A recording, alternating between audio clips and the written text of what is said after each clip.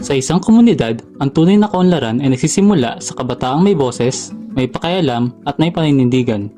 Ang isang maunlad na komunidad ay hindi lamang nakatuon sa pisikal na kaunlaran. Ito ay nakaugat sa aktibong partisipasyon ng kabataan sa kanilang mga ideya, aksyon at paninindigan. Ano nga ba ang bumubuo sa isang tunay na maunlad na komunidad? Ito ba ay mga gusali, kalsada at ilaw sa gabi o mga taong nagbibigay buhay dito? Sa isang lipunang patuloy na humaharap sa mga hamon ng hindi pagkakapantay-pantay, mahalagang itanong, pantay ba ang pag-oportunidad para sa lahat, lalo na sa mga kababaihan at LGBTQIA+. Dito pumapasok ang papel ng mga lokal na leader, mga kabataang pinipiling manguna, maglingkod at ipaglaban ang isang komunidad na ligtas, inklusibo at makatao. Kilalanin natin ang SK Chairman ng Barangay, isang leader na nagsusulong ng partisipasyon ng kabataan, mabuting pamamahala at pagkakapantay-pantay ng kasarian. Magandang umaga po sa inyo. Pwede pong pakilala po muna kayo and yung edad niyo po. Okay, I'm Angel Manuel as chairperson of Barangay Pasiton, San Pedro, Laguna, and I'm 24 years old. So, anong pangarap mo para sa inyong barangay noong nagsimula ka ng SK Chairman at paano ito nabuo? Okay, so pangarap ko nung una dito sa barangay namin, magkaroon talaga ng mas more active youth participation sa may mga ano. Kasi ang napansin ko talaga wala masyadong involved when it comes to local government na activities sa mga kabataan dito. Kasi syempre, sobrang hati namin. Mga sobrang apolitical na youths here. So, ayun yung gusto ko sana na. Tapos, another thing na napangarap ko sana is to create more opportunities sa mga kabataan kung ano yung mga natanggap kong opportunities from the local government when I was still studying. Then, sa inyong opinion po, ano yung halagan at na itutulong ng kabataan sa pamumuno at pamamahala? Anong kahalagahan? Yes.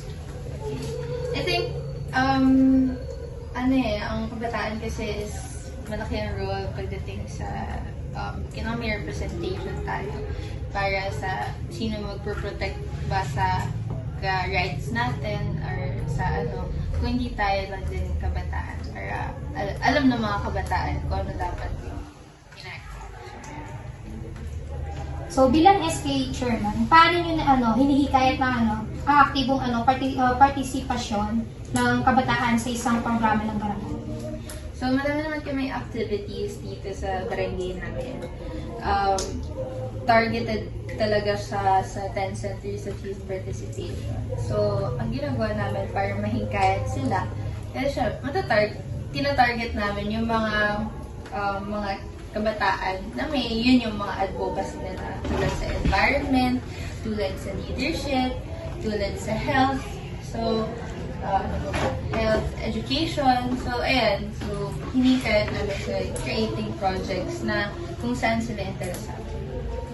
So, bilang SK Chairman, paano nyo hinihikayat na aktibong partisipasyon ng kabataan sa isang programa ng barangay? So, marami naman kami activities dito sa barangay namin. Targeted talaga siya sa 10 centers of youth participation. So, ang ginagawa namin para mahingkayat sila, kaya siya, tinatarget namin yung mga kabataan na yun yung mga advocacy nila tulad sa environment, tulad sa leadership, tulad sa health. So, health education. So, ayan. So, hinihikayat namin sa creating projects na kung saan sila interesado. Then, paano nyo isinasabuhay ang gender equality sa mga proyekto at programa ng SK? So, very important gender equality sa atin. Kasi, syempre, in our generation, very woke na tayo pagdating sa gender identity ng bawat isa. And one of our main projects, simula pa lang na nangangampanya kami, is yung pagkakaroon ng libreng sakay papunta sa Pride March ng QC Grand Pride March. So, yun yung isa sa mga crowd projects. Nangangampanya pa lang kami hanggang sa nanalo na kami yung council ko. So, hanggang pang-apat na taon na ata namin this year. So, it's a continuous project. It's more than just, it's more than just saya. It's anong tawag doon? Pakikipaglaban din sa gender ng bawat isa. The Pride March. It's not just, ayan. Bakit mahalaga para sa'yo bilang isang SK chairman na pagsuporta sa isang advocacy tulad ng Pride? Siguro mahalaga siya kasi since it creates an example. It creates an example that leaders, local leaders from the Sangguniang Kabataan pa lang cares dun sa part of the LGBTQIA+ community. And I think it will create a domino effect that the Sangguniang Kabataan leaders care sa community na to, and the other KK or Katipunan ng Kabataan will see that they are understood, and hopefully would create the domino effect na yung ibang mga kabataan that would care and respect other people as well within the LGBTQIA+ community. Ano po masasabi niyo sa mga kabataan na nahihiya or natatakot na ipakita ang kanilang totoong gender? Okay. So, ako kasi I'm part of the LGBTQIA+ community at the L in that LGBTQIA+ community. So, but it takes courage kasi to come out, and it's something that it would take time. And on your own time. And no one can say, you need to come out, you need to basta come out on your own time. Respect yourself, na hindi ka mapapressure sa magiging partner mo. Kasi usually And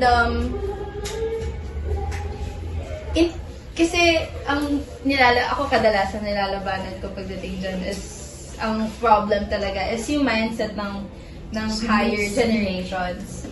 So, pero kasi sometimes we try to make them understand, but there are higher generations talaga na hindi pala talaga tayo magagawa. So, I think if we respect what they believe, they will respect what they believe, and respect na lang natin. Parang huwag na natin anuhin. Ano bang term doon? Hindi sa naman sa maglabanan. It's just understanding them where they're coming from. Parang ganon. Kasi hindi porket na hindi porket na you're shouting something is maintindihan ka ng tao na kausap mo. Parang ganon. Hindi mo na kailangan i-feel sa kanila. Yes. So, it's just, basta as long as you know kung sino ka, as long as you accept it, don't let it affect you. Napakaganda ng mga opinyon at karanasan na ibinahagi ng SK Chairman. Bilang kabataan, marami ang nagtutulak para sa pantay-pantay na oportunidad at paggalang sa lahat, anuman ang kasarian. Ngunit sa kabila ng mga pagsulong na ito, may mga kabataang patuloy pa rin nakakaramdam ng takot na ipakita ang kanilang tunay na sarili dahil sa takot at diskriminasyon.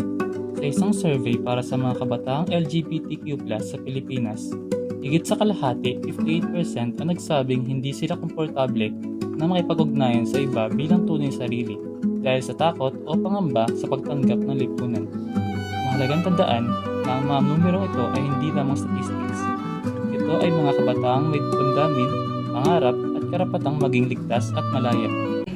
So ano sa tingin niyo po ang kailangang baguhin sa napanahon ng lipunan upang masapalakas ang gender equality?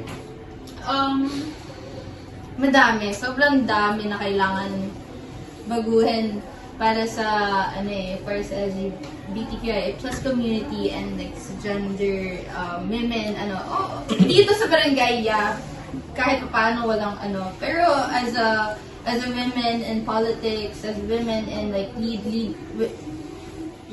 women and leaders, sobrang konting representation ng kababaihan sa local government hanggang sa national government. Nasa less than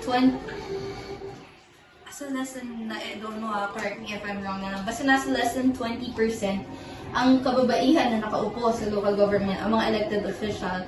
So, sino na lang ang diba? Sino na lang ang lalaban sa karapatan ng kababaihan? Sino na lang lalaban sa karapatan ng kabataan? Ganon. Or ng LGBTQIA plus community, kung yung mga taong nakaupo doon, hindi naman nila naiintindihan kung ano yung pinagdadaanan ng bawat kababaihan, ng bawat tao sa LGBTQIA plus community. So, ayun yung importance nila kung Kailangan pag-ulit. Yeah, yung pagkakaroon ng seat nila. So, madaming mga batas na kailangan isabatas, na yung mga batas na kailangan i-localize for the LGBTQIA plus community na kailangan talagang ibaba dito. Yung mga bawal bastos, yung Safe Spaces Act. Safe Space Act. And yung tulad sa Quezon City na yung card, what do you call that card? Yung allowing right to care card, yung mga ganon, yung sana mapasa siya sa lahat ng, or karamihan sa mga community natin, yung mga ganong klase din. Kasi, this is the better change for the community.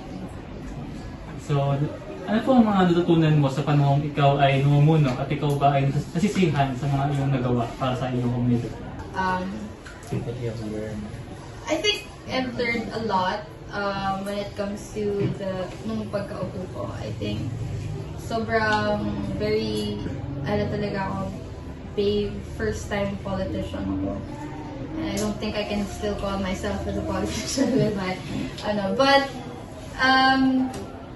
to the point na I'm more aware of what's happening to my constituents sa pagdating sa lahat naman ng bagay, sa lahat ng 10 centers of youth participation. Kasi ayun yung kailangan mo bilang leader ng Sangguniang Kabataan is to know every 10 centers of youth participation and look kung ano yung mga kulang sa education, ano yung mga kulang sa health, ano yung mga kulang sa social equity, etc., gender development, sa lahat ng yan na related sa kabataan, you need to know that.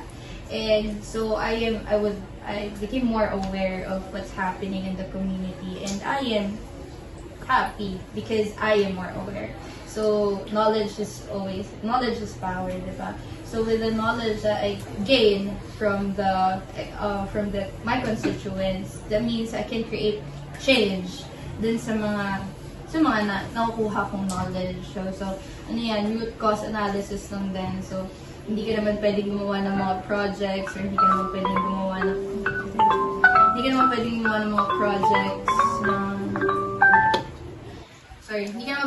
ng mga projects related sa kabataan or kahit saan if hindi mo pinakinggan yung mga constituents. So yeah, I'm happy because I think I am able to connect and to learn from the people around me, and that's what's important for me right now. Maraming salamat po sa inyong mga binahagi niyo po sa aming araw. Sana may natutunan kayo kahit Tagalog yung Bilang isang SK chairman, ang kanyang papel ay higit sa pamumuno. Siya ay nagsisilbing boss ng kabataan at tulay sa pagitan ng pamahalaan at komunidad. Sa pagitan ng pagsunod ng aktibong youth participation, isa sa buhay niya ang sustainable cities and communities sa antas ng barangay. Ang kanyang pamumuno ay nagbibigay diin sa transparency, accountability at inclusivity, mga prinsipyong kinilala sa pamamagitan ng Silver Award for Good Governance. Bilang isang babaeng leader, ang kanyang karanasan ay isang halimbawa ng gender equality. Sa kabila ng mga hamon at inaasahang papel ng kababaihan sa lipunan, pinili niyang manguna at maging isang inspirasyon sa iba pang mga kabataang babae.